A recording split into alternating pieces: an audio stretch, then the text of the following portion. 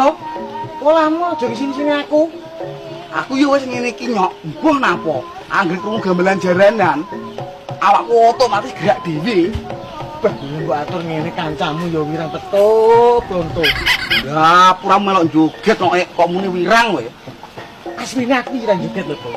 Tapi yo mbah awakku gerak kabeh. Piye iki? Kok geting aku. Enak nyok. Ayo ono. Ya.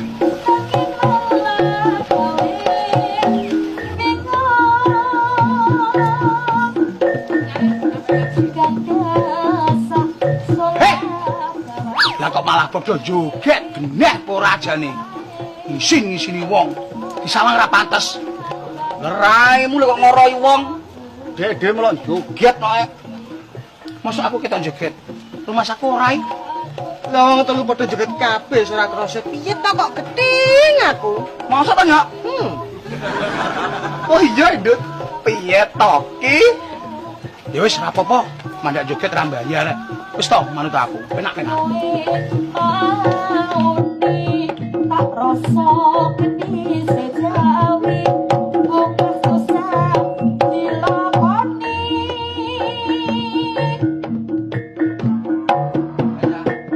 Jane menawa sing dipakosi.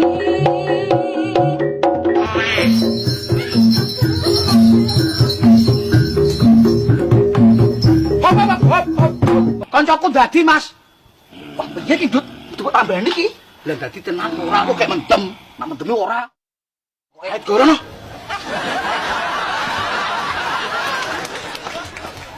Mbah. Sopo jenengmu lan saka ngendi papan dunungmu? Yen kowe pengen tepung aku, Le. Aku Kakek Sugiono, Le. Sing manggon ning komplek Jembatan Semampir. Lah kono wis dibongkar, mosok pangkat cilik kono.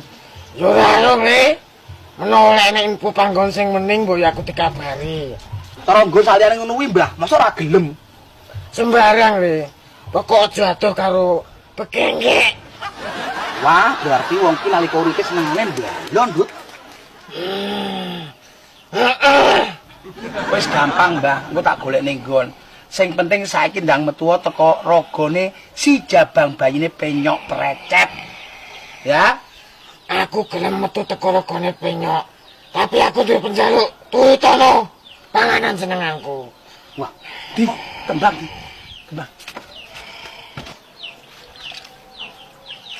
Sing akeh